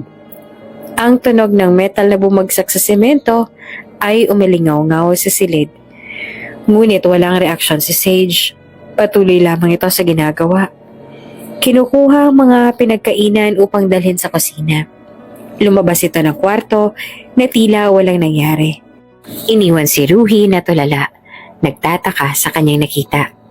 Naiwan siya nakaupo sa kama. Patuloy na nag-iisip. Kung hindi nakakarinig si Sage, paano nangyaring nakakapagsalita ito? Anong ibig sabihin ng mga narinig niya kagabi? Tumitindi ang kanyang pagtataka at ang mas lalo niyang iniisip. Mas lalo rin na lumalalim ang kanyang pagnanais na maunawaan ng tingin niya ay misteryo ng kanyang asawa. Makaraan ng ilang oras ang pag-iisip at pagkabahala, nagpasya si Ruhi na ibaling muna ang kanyang pansin sa ibang bagay. Nagpasya silang lumabas kahit pa makapal na ang snow sa labas. Alam niya rin kasi na gustong gusto rin ni Sage na lumabas dahil nakikita niya itong kanina patanaw ng tanaw sa bintana at malaki rin ang ngiti na tinitingnan ng snow. Habang naghahanda si Ruhi, abala rin si Sage sa pagsusuot ng mga damit panglamig. Napaka-cute nito sa suot na padded jacket at may malalim pang fur line na bonnet na nakasuot sa ulo nito para maprotektahan ito mula sa lamig. Hindi napigilan ni Ruhi ang kanyang sarili na mapatitig sa asawa. Ang maamo nitong mukha, natatakpan ng bahagyang pula mula sa lamig. Sa bawat galaw ni Sage, lalo pang tumitindi ang paghanga na nararamdaman ni Ruhi. Napansin ni Sage na hindi pa maayos ang suot ni Ruhi. Agad itong yumuko at sa isang mabilis na kilos, hinawakan ito ang scarf ni Ruhi. Maingat na itinali nito ng maayos sa liig niya. Sumunod, dinukwang nito ang bonnet na nakalagay sa gilid at isinuot ito sa ulo ni Ruhi. Inayos ito upang masiguradong hindi siya lamigin sa labas. Nagulat si Ruhi sa ginawa ni Sage. Hindi agad siya nakapag-react o nakakilos. Sa sandaling iyon ay pabilis din ang pabilis ang tibok ng kanyang puso at kahit pa malamig ang panahon, daman ni Ruhi ang init sa kanyang dibdib. Isang init na matagal niya ring hindi nararamdaman. Isang init na akala niya ay hindi niya na mararamdaman matapos siyang lokohin ng kanyang dating kasintahan. Ngunit ngayon ay bumalik sa kanya at mahirap na din hindi pansinin. Nang matapos si Sage sa pag-aayos sa kanya, bahagya itong umatras. Yumuko rin ulit para naman ayusin ang buhok niya na nakalabas at ngumiti ng masaya kay Ruhi. Parang tuwang-tuwa naman na makita siyang maayos na nakabihis para sa malamig na panahon. Sa ngiting iyon parang natutunaw ang niebe sa labas at nagbigay ito ng init sa puso ni Ruhi. Tulak-tulak ni Sage ang wheelchair kung saan siya nakaupo at kitang-kita naman ni Ruhi kung paano ito natuwa sa nakikita. Parang batang tuwang-tuwa. Nagulat siya nang huminto bigla si Sage sa paglalakad. Pumunta ito sa harapan niya at saka may ngiti sa labi na may sinabi sa kanya. Salamat sa pagdadala sa akin dito, Ruhi. Sabi nito gamit ang sign language. Napangitiran siya. Paano ay napaka-cute talaga nito ngayon. Nagustuhan mo ba dito? Tanong niya. Tumango si Sage na nakatingin pa rin sa kanyang labi. Oo, sobra. Bata pa lamang ako, pangarap ko na makakita ng snow. Masaya ako natupad na yon. Mas lalong lumawak pa ang kanyang ngiti. Masaya ako, masaya ka. Tumigil din sila doon sa may frozen lake. Pareho nilang tiningnan ang malawak na niebe at yelo sa paligid. Ang mundo ay tila napakakalmado. Balot ng katahimikan na binabasag lamang ng banayad na ihip ng hangin. Si Sage ay nakatayo sa tabi niya. Nakatingin din sa malayong bahagi ng lawa na natatakpan ng yelo. Sandaling napuno ng ginhawa si Ruhi sa simpleng presensya ng kanyang asawa. Ngunit hindi nagtagal naramdaman niya ang bahagyang kalapit ni Sage sa kanyang braso. Lumingon si Ruhi at napansin ang kakaibang ekspresyon sa mukha ni Sage. Ang mga mata nito ay puno ng pag-aalala na para bang may mabigat itong nais sabihin ngunit hindi alam kung paano sisimulan.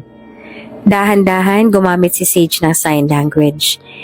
Pilit na pinipilit ang mga kamay na manatiling matatag sa gitna ng lamig at lalo na sa nararamdaman nito ngayon. Narinig mo ako kagabi, hindi ba? Tanong ni Sage. Malinaw na naghahanap ng kasiguruhan mula kay Ruhi. Napasinghap si Ruhi. Hindi niya inaasahan na maaalala ni Sage ang nangyari noong gabi. Ang mga salita ni Sage, kahit sa pamamagitan ng kilos, ay nagdala ng kakaibang damdamin sa kanya. Tumango siya bilang sagot. Hindi maitatanggi ang katotohanan na narinig niya nga ang boses ni Sage noong gabi. Napayuko si Sage. Halatang nahihiya at naguguluhan. Pasensya na. Nag-sign ito. Dahil naglihim ako sa'yo. Hindi ko naman intensyon na maglihim sa'yo ng matagal. Gusto kong sabihin sa'yo ang totoo pero nag-aalala ako. Natatakot ako na baka hindi mo ako paniwalaan at magalit ka rin sa akin. Napuno ng tanong ang isip ni Ruhi. Gusto niyang malaman ang katotohanan, kaya't sa pagkakataong yon ay naglakas loob siyang tanungin si Sage. Nakakarinig ka ba talaga? Tanong niya ng dahan-dahan, halos pabulong. Hindi nakatingin sa kanya si Sage noong tinanong niya iyon kaya hindi niya rin inaasahan na tatango ito bilang sagot sa tanong niya. Patunay na narinig nga nito ang tanong niya. Ibig sabihin, naririnig nga siya ni Sage. At matagal na itong naglihim tungkol dito. Pero bakit ka naglihim? Muling tanong ni Ruhi. Ang boses ay may halong pagkalito at pag-unawa. Tiningnan siya ni Sage. At sa mga mata nito ay mababakas ang kahinaan at pag-aalinlangan. Bago pa man sumagot si Sage, ramdam na ni Ruhi ang bigat ng mga emosyon na pinipilit nitong itago. Alam niyang may malalim na dahilan sa likod ng lahat at handa siyang makinig at unawain iyon kahit gaano pa kahirap. Inangat ni Sage ang mga kamay para mag-sign subalit natigil at nag-alangan. Tumingin ito ng diretsyo sa mga mata niya na para bang may hinahanap itong emosyon doon. Sa gitna ng katahimikan sa paligid, napuno ng bigat ang hangin sa pagitan ni Ruhi at Sage. Alam ni Ruhi na may malalim na dahilan kung bakit naglihim si Sage. Ngunit ayaw niyang pilitin ito na magsalita kung hindi pa ito handa. Akmang bubuksan na ni Ruhi ang kanyang bibig upang sabihin kay Sage na hindi nito kailangan na sagutin ang tanong. Ngunit bago pa man siya makapagsalita, mabilis ang sumagot si Sage gamit ang sign language. Meron akong dahilan, sabi ni Sage. Ang mga kamay nito ay bahagyang nanginig. Napatitig si Ruhi ng matagal kay Sage. Ramdam ang bigat ng bawat salitang ikinikilos nito. Ngunit ang sumunod na sinabi ni Sage ay nagbigay ng mas matinding pagkabigla kay Ruhi. Namatay ang mga magulang ko dahil sa akin. Patuloy ni Sage. Ang mukha nito ay puno ng lungkot at pagsisisi. Halos hindi makapaniwala si Ruhi sa narinig. Paano mangyayari yon? Ipinagpatuloy ni Sage ang kanyang kwento. Ang mga mata nito ay mapupuno ng sakit habang inaalala ang nakaraan. Dahil sa tinig ko kaya sila nawala. Bata pa ako noon. Hindi ko alam na masamang tao pala ang mga nagtanong sa akin kung nasaan ang mga magulang ko. Kung kaya sinabi ko sa kanya ang kinaroroonan nila. Ang mga taong yon ang pumatay sa mga magulang ko. At mula noon, hindi na ulit ako nagsalita. Ayoko nang may mapahamak ulit na ibang tao dahil sa tinig ko. Ang bawat kilos ng kanyang kamay ay parang kutsilyo na tumatagos sa puso ni Ruhi. Dama niya ang lungkot ni Sage. Sa panginginig ng mga kamay nito at mga mata na puno ng pagsisisi. Malinaw na ang alaala ng trahedyang iyon ay matagal nang nagpapahirap kay Sage. Sa sandaling yon, hindi na napigilan ni Ruhi ang sarili. Hinawakan niya ang mga kamay ni Sage na para bang nais iparamdam dito na hindi na ito nag-iisa sa bigat ng kanyang pasanin. Hindi mo kasalanan ang nangyari, Sage. Hindi mo alam na mangyayari yon. Wala kang kasalanan. Alam ko na iyon din ang gustong sabihin sa'yo ng magulang mo. Huwag mong sisisihin ang iyong sarili sa mga bagay na wala kang kontrol. Wala kang maling ginawa. Dahan-dahan lumapit si Sage kay Ruhi. At walang anumang salita, niyakap siya ng mahigpit na para bang humahanap ng ginhawa sa init ng yakap niya. Nagulat si Ruhi nang maramdaman niyang bumulong si Sage sa kanyang tenga. Isang bulong na puno ng pasasalamat at pagmamahal. Ruhi, salamat, sabi ni Sage. Ang boses ay mahina ngunit malinaw. Nagdadala ng kakaibang init sa puso ni Ruhi. Sa sandaling yun din, nangako si Ruhi sa kanyang sarili na tutulungan niya ang kanyang asawa na makabawi. Tutulungan niya ito na maging confident mula sa pagsasalita. Katulad ng kung paano siya natutulungan na makapaglakad muli. Ang ibig mo bang sabihin ay nakakarinig at nakakapagsalita talaga ang iyong asawa? Naniniguro na tanong ng lola ni Ruhi sa kanya. Opo, Lola. Meron lang siyang malalim na dahilan kaya mas pinili niyang hindi magsalita. May kinalaman niyon sa pagkamatay ng mga magulang niya. Sinisisi niya po kasi ang kanyang sarili dahil sa nangyari sa kanila. Paliwanag ni Ruhi. Kaya ang gusto ko po sana ay mag-hire ng speech therapist para sa kanya para muli na siya makapagsalita ng maayos. Kung yan ang magandang gawin para matulungan ang asawa mo, nandito lang kami ng lolo mo para sa inyo. So, suportahan namin kayo. Tumango siya at napangiti. Salamat po. Gusto ni Ruhi na tulungan ang kanyang asawa. Gusto niya na makapagsalita ulit ito kung kaya naman ay kinausap siya ni Sage tungkol sa plano niya na mabuti na lang at pumayag din ito.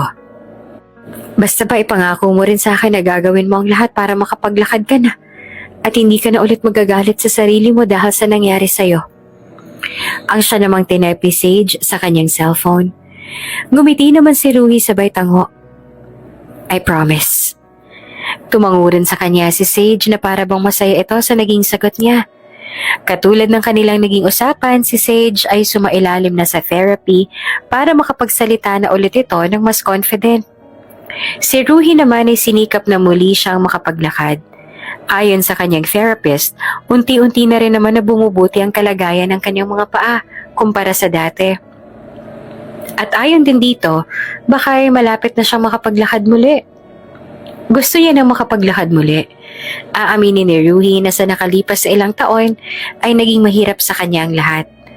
Bago pa man pumasok si Sage bilang caregiver, hindi na siya nakakapaglakad at lagi niyang sinisisi ang sarili sa nangyari sa kanya. Dagdagan pa ng heartbreak dahil sa ginawa sa kanya ng ex-girlfriend niya.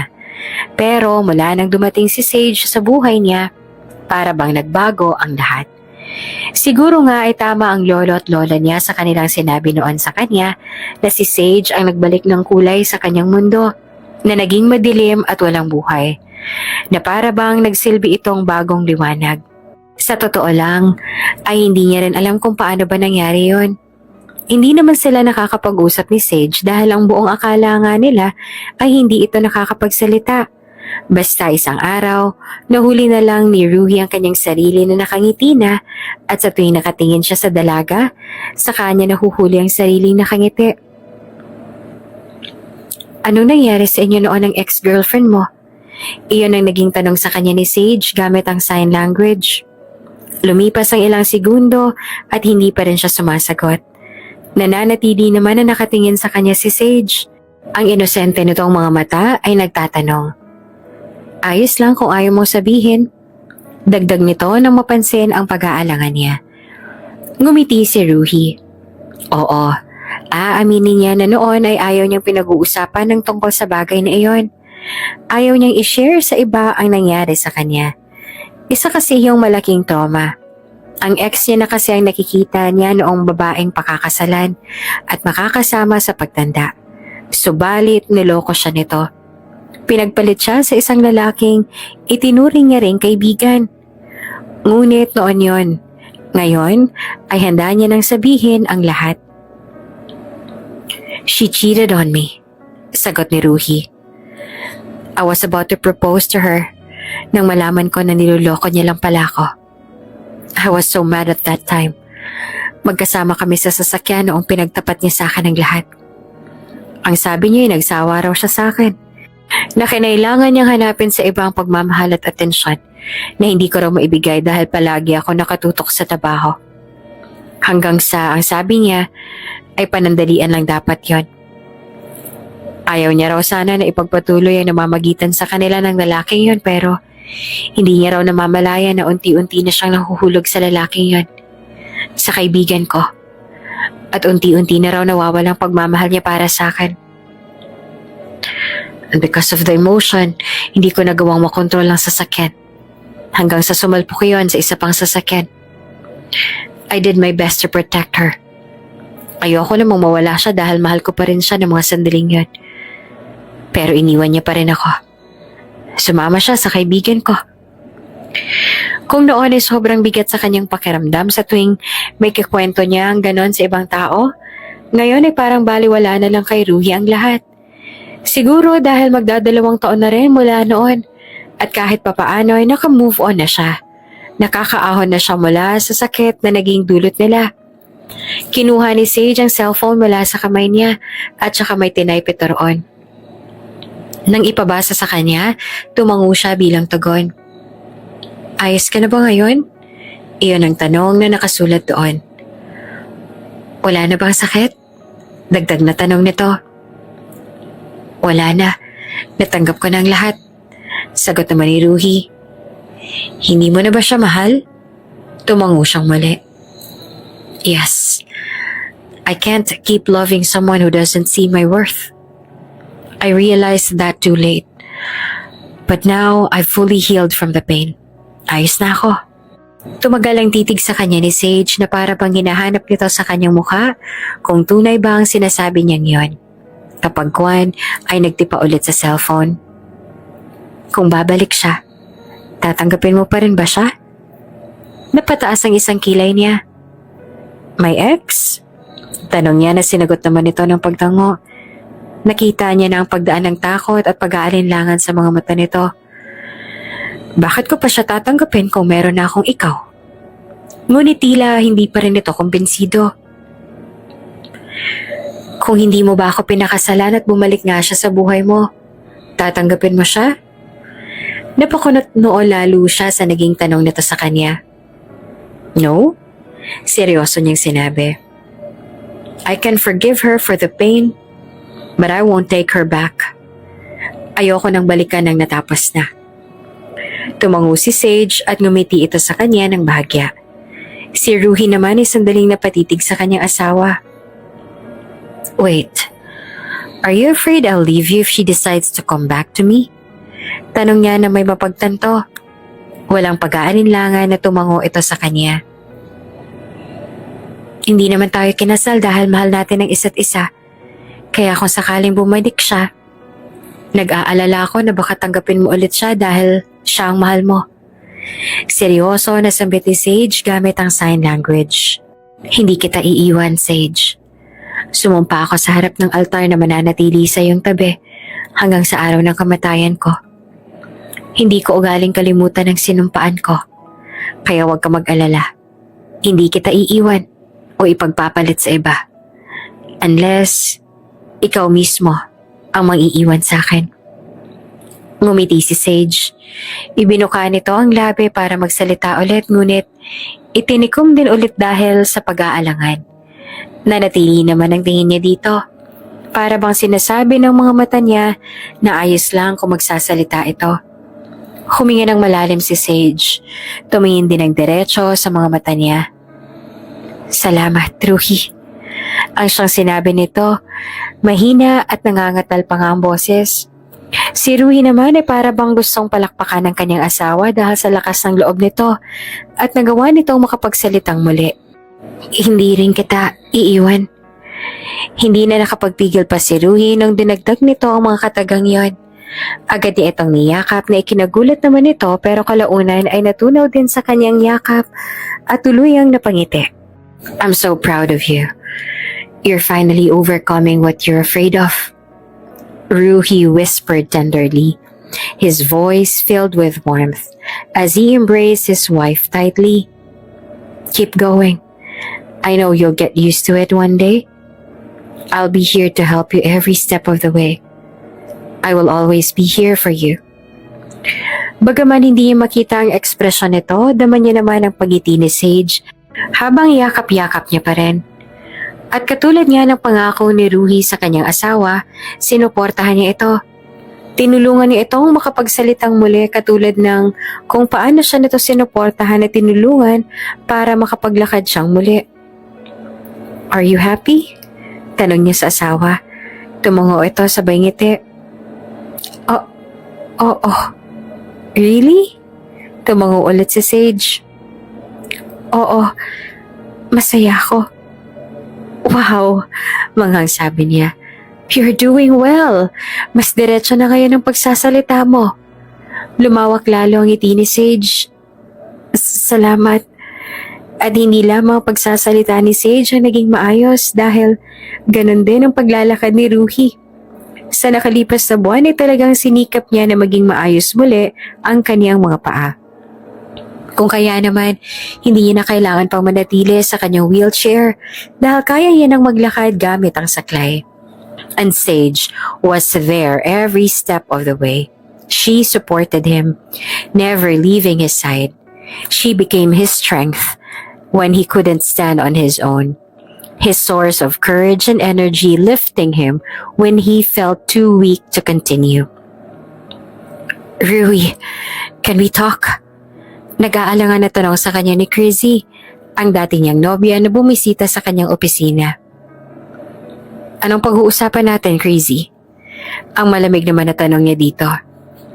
Pwede bang lumabas tayo at sa ibang lugar natin pag-usapan? I can't. May trabaho pa akong kailangan tapusin. Kung ano man ang sasabihin mo, mas mabuting sabihin mo na ngayon. Tumango si Chrissy tsaka nag-alangan na tumingin nito ng diretso sa mga mata niya. Her own eyes glistening with tears. Her hands trembling. Ruhi, I'm sorry for everything. For all the mistakes I made. For cheating on you. She said, her voice breaking. I was blinded by my own self-desires and I regret it all. I realize now that Forgo wasn't worth it. Not even close. Humanga ito ng malalim at mas lalo lang nanginig ang tinig nito. Can we try again? Can we get back together and start over? Crazy, I appreciate your apology and I've forgiven you. Pero ayokong bumalik pa tayo sa dati. Kung ano man ang meron tayo noon, matagal nang tapos yon. I've moved on. Kasal na ako ngayon. Alam ko namang kasal ka na pero do you even love her? Rui's gaze softened, a gentle smile playing on his lips. Walang pagdududa sa magiging sagot niya dahil matagal niya nang natanggap ang tunay na darama para kay Sage. Para sa kanyang asawa. Yes, I love her. More than I ever loved you before, Chrissy. Sa tingin ko wala nang ibang mamahalin pa maliban sa kanya. She's everything I've asked for. Mahal na mahal ko yon. At ayoko masirang pagsasama namin. Crazy lowered her head, a single tear rolling down her cheek. Mabagal din itong tumango. I see. I truly hope you're happy, Ruhi. I am, he replied. And I wish you find your happiness too. Pagbalik ni Ruhi sa bahay nilang mag-asawa, gano'n na lamang ang gulat niya nang maabutan niya si Sage na umiiyak. Iyon ang unang pagkakataon na nakita niyang umiiyak ang kanyang asawa kaya naman nag-alala siya lalo. At hindi niya rin alam ang dahilan kaya umiiyak ito. Sage, what's wrong? Bakit ka umiiyak? Puno ng pag-aalala na tanong niya dito. At saka ikinulong niya rin ang mukha nito sa kanyang mainit na palad, sabay puna sa luha nito na patuloy sa pagdaos-dos. May masakit ba sa'yo?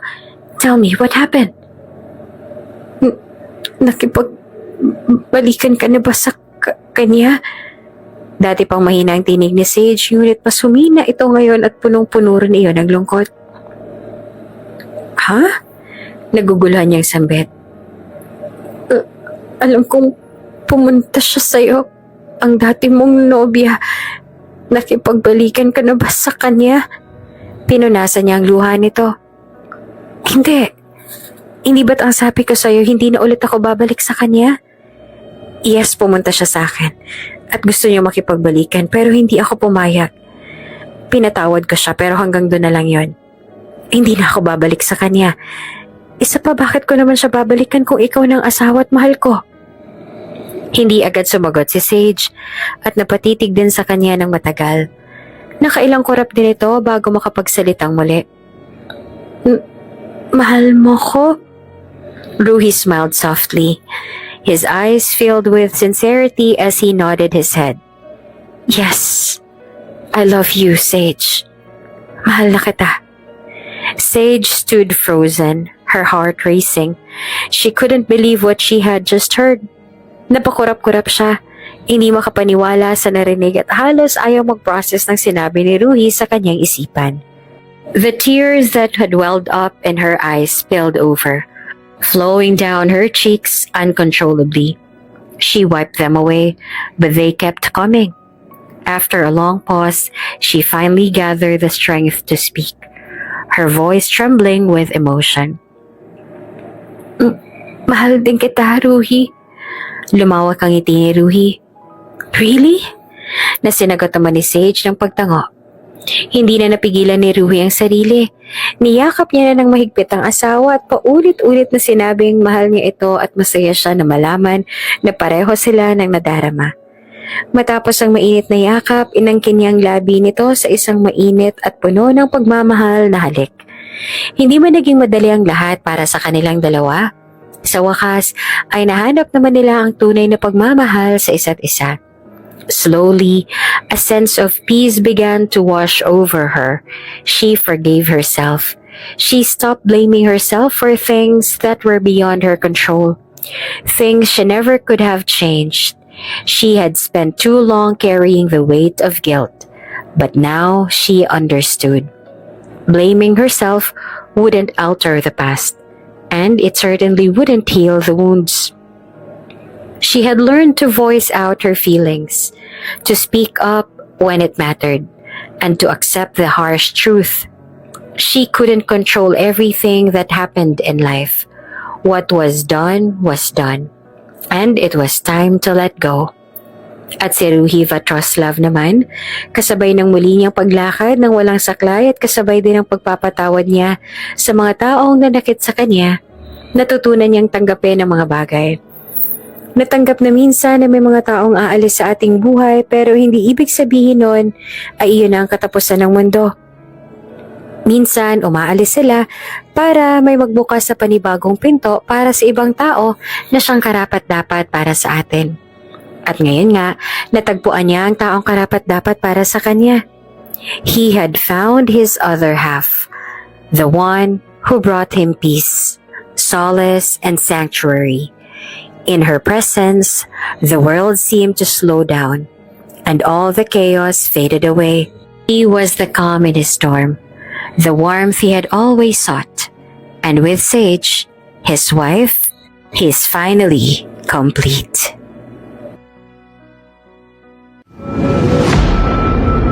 Kung bago ka pa lang sa channel na ito, Ate Jane TV, huwag kalimutang pindutin ang notification bell and subscribe button.